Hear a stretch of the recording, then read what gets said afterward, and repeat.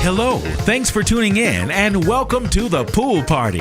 I hope you can swim because we're definitely diving into the deep end with a huge splash of truth, facts, evidence, information, and proof. Swim. Say what you mean. It's talk about talking. How we listen, how we hear, how we speak, how we hear what we're listening to when we speak, how a listener hears what we're saying, if what we're saying, what they're actually hearing and or understanding. Is it clear? Swim. Say what you mean. Well, that's just the beginning of understanding, because after we get that understanding, how do we accept it? How we respond if it's not what we expect is paramount. Are you okay with the truth? Are you man, woman, human, or spiritual enough to accept the truth? Let's find out. Welcome to The Swimming Pool with your host, Travis Bridges. Hey, good evening, everybody, and welcome to Swim. SWYM. That is the acronym for Say What You Mean. Are you saying what you mean? Are you meaning what you're saying? I certainly hope so. Really, I do. It's very important. And I have some things to say. I'm going to be gone in 15 minutes, and let me explain to you why. For one, I am on day 32 of my 75 hard program, so look it up. And I have been very disciplined, about it. Actually, I started running a little bit, so I am on day 3 of actually running like 3 miles. I remember there was a time when I used to run 8 miles a day. And for my mom's birthday, I used to run 8 miles a day for 8 days just to celebrate, my mom and good health. But that was a long time ago, and I'm not doing that. And on top of that, since I've been doing this, I was telling one of my friends tonight that I don't know if it's just wisdom or age that's happening to me, but as of late, at around 8 o'clock, I am in the bed. And because I get up around 3:30 in the morning to drink water, and, it's just part of how my day is starting. When you get up at 3 or 4 in the morning, by 6 or 7, it's time to get some rest. And that's what I'm doing. So I wrote something. Let me see if I can find what I wrote, because I've got to, honor my word and not keep you on long. But I'm going to try to find what it is that I'm going to talk about. It's time to get some rest. Oh, we can't do that. Y'all just bear with me for a moment. I'm still on the road. This is my road kit. Tony, Anthony Morrow, Christine, thank y'all so much. I appreciate it. I want to tell y'all a story too. I had a couple of experiences this week, and today in particular, let's see if I can find this information. Why would I not be able to find it? I should be able to. Oh, there it is. I see it now. There it is. Oh no, is that the wrong thing? Y'all work with me for a minute. Just be patient. I appreciate it. I had a couple of experiences this week, and very seldom do I tell, how do I say this? I don't like to talk about my personal situations too much, because, that's what social media does. You can tell when somebody's been affected by something because, you'll see it, and then even if they're not, affected by something, you think that based on how people express themselves. And I try not to do that, but this outlet is therapy for me. And every now and then when I have a personal experience, without giving too much of the information, I'll kind of sort of share it. So I had a couple of things that happened this week, and I'll start with what actually happened today without telling the whole story. I had an experience today where I was up close and personal with evil. You ever been close to something or someone that you know means you no good? And you have to sit next to them. It's like, maybe fake friends or people that don't like you for whatever reason, and you have to be in their presence, and you have to kind of sort of sit there and go through it. Well, I had an opportunity. Well, is that an opportunity? I had an experience, rather, where I was for about, maybe 3 hours or so, in the presence of a situation where I was not necessarily favored. And it was kind of weird because, there's something about one thing when you feel something, but when you know it, it's another thing. So, of course, I had to, put on my religious hat and pray, of course, and have some of my prayer friends and, to pray with me before I entered into that, that ring of fire, so to speak. And I was able to go and get there and sit still and be cool in the midst of, the danger, so to speak, or the harmful intents, around me. But there's something about a peace that can come over you whenever you're in those situations that comes through, for one, prayer and faith and believing in yourself. And the Bible says, 1,000 may fall at your right hand and 10,000 at your left, but none of it will come near you. And I had to take that into consideration today. And in the words of Fred Hammond, I'm going to sing for y'all for a moment. Yeah, I'm going to sing. Y'all sing with me, okay? No weapon formed against me shall prosper. It won't work. Say no weapon formed against me shall prosper. It won't work. And then he says, God will do what he said he will do. He will stand by your side. He will come through. For I won't be afraid by these. Well, anyway, look up Fred Hammond and No Weapon. And that's what I experienced today. And although I know a little bit about music, I know that I'm not a singer. But when your heart is overjoyed and you have a sense of contentment, you don't care what you sound like. The word says make a joyful noise, and it doesn't matter what it sounds like. I am claiming victory and I am claiming peace, and I'm okay with singing. You want me to sing again? Oh yeah, this is the other song I was singing while I was out running this morning. This is Marvin Sapp. It goes like this. He saw the best in me when everyone else around could only see the worst in me. And I changed it up.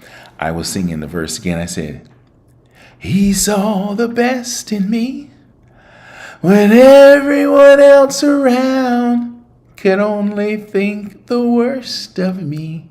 And if I could curse or cuss, I would say, I don't give a rip, but I'm not going to cuss now anyway, because this is a family show and we don't cuss on the show. You find that place where it's okay if people talk about you and they say stuff. So yeah, I'm airing it out. Also, I'm going to tell you about something else that happened. I've been on business travel on and off, and I got back on Sunday, and I was trying to reach one of my colleagues who's like, A Spoon Coon, one of my dogs, and I was trying to reach my friend for a few days, maybe a couple of weeks, with no response. It's like, that person you hear from regularly and you don't hear from them, and all of a sudden it's like, what's going on? Well, finally I got to the point where it's like I got radical. It's like I started trying to look around, and it's like I've got to find out if my buddy is okay. And after I got off the plane, I was walking in the airport finally, and I was looking at my phone, and I saw a text message that gave me some information as to why, my buddy had dipped. And it's like, what's that about? And it just stopped me in my tracks. Actually, a big old 301-pound guy like me can actually say it kind of took me aback, and it kind of made me feel bad that my peeps just kind of dipped on me and started, doing other things, going different directions. When people get new jobs, new places, you're not as well, your check-ins don't, they're not the same. But it kind of made me feel funky, and I had to go into a moment of breathing. And I think that's what's on my heart. It's on my mind. And I kind of want to talk about it, not because I'm trying to spread my own business, but I just kind of want to encourage myself and maybe encourage you. We can't control what people do or why they do what they do. When people are going to be mean, or they're going to be different, or they're going to ghost you or disassociate with you for whatever reason, it hurts. And you don't have closure or understanding as to, why certain things happen. But you have to find that place of being okay. And let me just say why it may be more of an issue for me. Because I've tried to adopt this character or personality trait that has to do with being accountable. The last thing I think I'm going to do is ghost somebody. If I have a problem with you, I'm going to talk to you. The last thing I'm going to do is look at my phone or look at my email or look outside my peephole and know that you're knocking or ringing or texting and then just don't answer. Or maybe send you a text and say, I'll catch you later or sometime. It's just not the best thing to do. And normally, if you think someone has wronged you in some kind of way, you may not get closure, but you want answers sometime as to like, hey, what happened? What did I do? And if you actually did something to me, I'm going to try to find you and try to get some answers, even if I can't get closure. But I think it brings me to the point that I want to make. You can't control certain things. You definitely can't control people. When people decide they're going to do what it is they're going to do, think what it is they're going to think, and then they don't have the guts to say anything to you or get your thoughts about it or clarity. Maybe they just decide they're just going to take what they, what they feel or believe or what they think and just be okay with it. But there's too much communication opportunities for us to just be upset or mad. And I talk about it all the time about, saying what you mean and meaning what you say, resolving conflict, particularly with family members, who go for days, weeks, and months and not talk to each other. And for what? Because of a misunderstanding or a lack of clarity. There's just no reason for that. Okay, if you decide you don't want to talk to someone or be friends with someone, then so be it. That's your prerogative. You can do what you want to do. It's your prerogative. But, if you know that someone kind of wants closure or clarity, be human, be decent and answer a phone call or a text or an email or a subpoena and respond so that we don't have to live, emotional canceralization. Is there such thing as an emotional cancer? It happens to some people. And I'm just going to go ahead and be vulnerable and talk about one of my situations. I don't want to put it all out there, but if you're watching, if you're listening, and you find yourself wanting or needing or wishing for any forms of clarity or feel like you need to get an explanation, and you find where, your colleagues or family may not want to give you closure, Be okay with that. Check yourself. Examine your motives. Talk to the Lord. Talk to a counselor if you have to. Find a place of peace for yourself. And be okay with whatever someone wants to think or feel. And if they want to talk to you whenever they're ready, they'll talk to you. But if not, you have a life to live. You have a mission to accomplish. You have goals set, and you have things that you have to do. And you can't spend too much time worrying about what they said or what they think or why.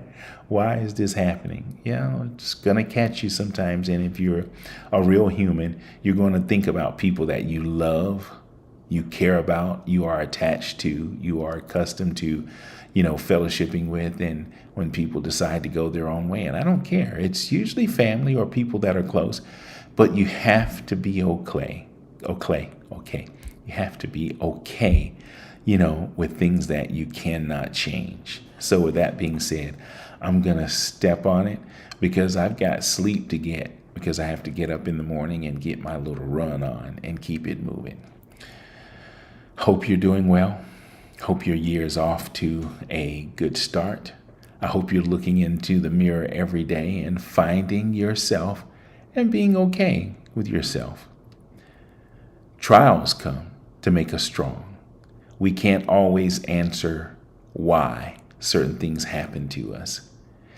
But let's take responsibility for wherever we are in life. Some things are our fault. Some things are not our fault. We can always find somebody to blame for how we feel, what we think, what we believe.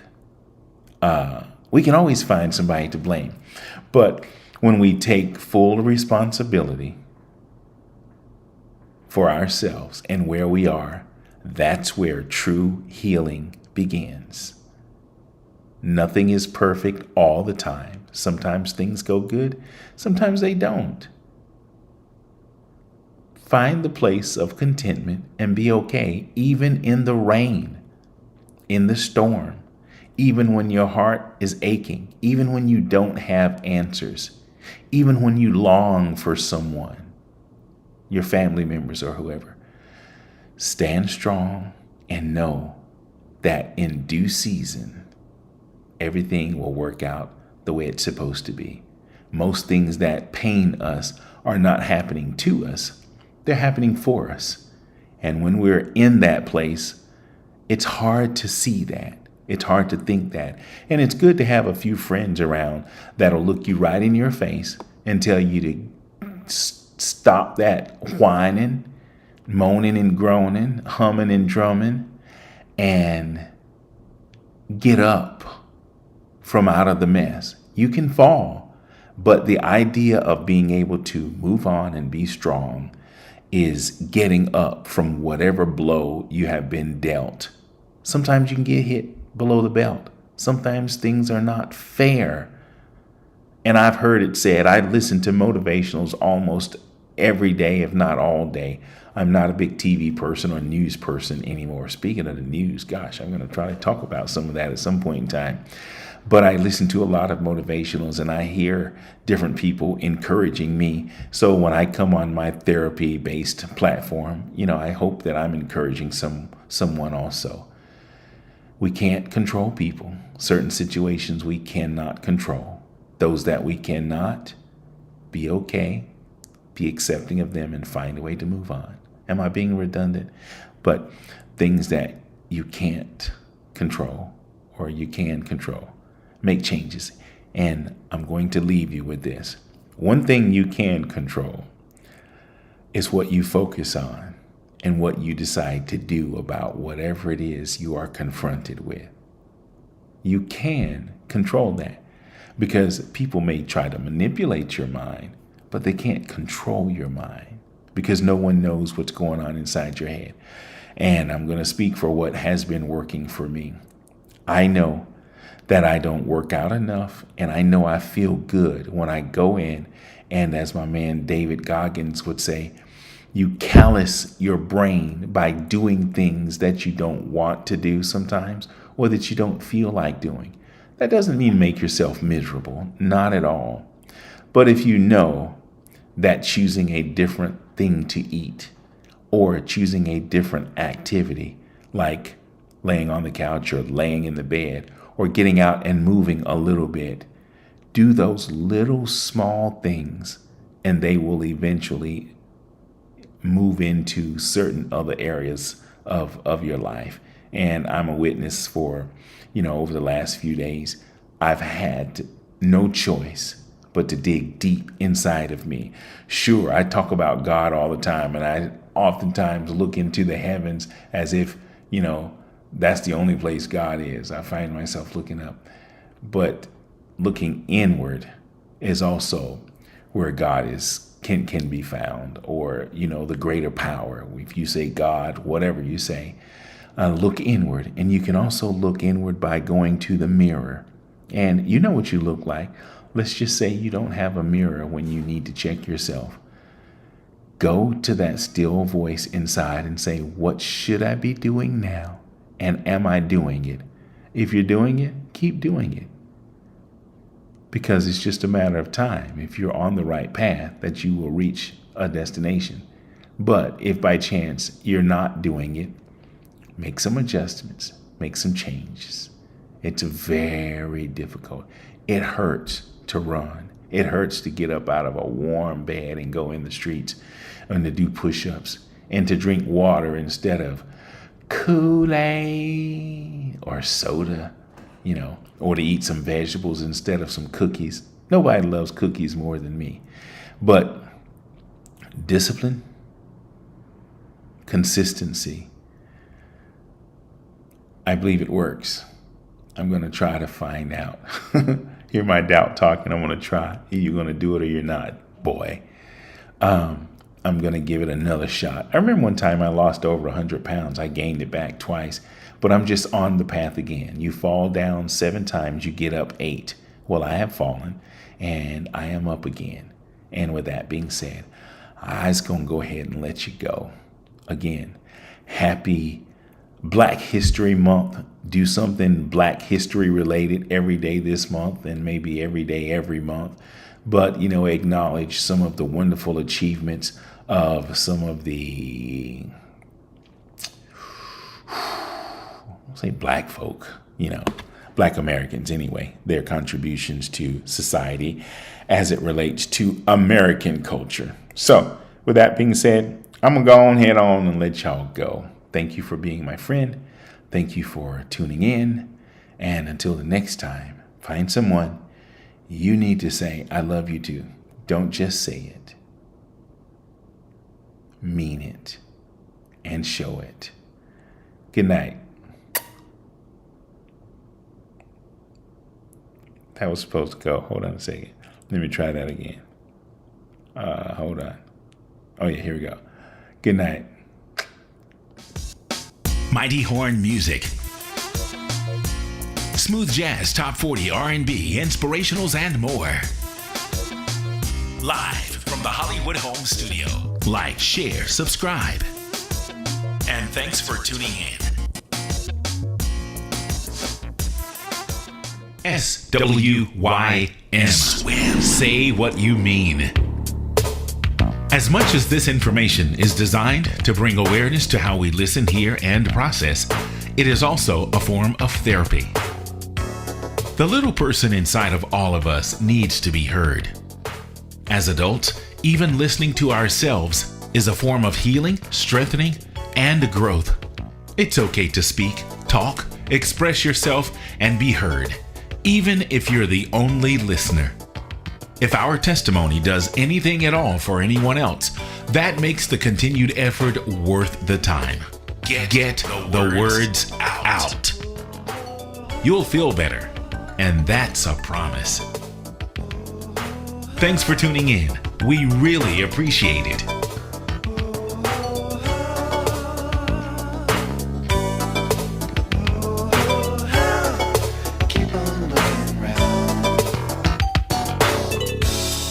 Sometimes it seems like all the good times are gone. But you got to keep on searching. You got to keep on keeping on. Keep on keeping on. For example, take me standing right here today. I would not be here with you if I believed the things that the people say. You gotta keep on searching. Keep it on the cold side. Keep on looking around. Good night, y'all.